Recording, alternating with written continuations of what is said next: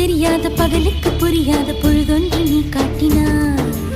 இதயத்தில் நீ இருப்பதனால் நான் தூங்கும் நேரத்தில் என்னுள்ளே தூங்காமல் நெஞ்சுக்குள் வாயாடினாய்.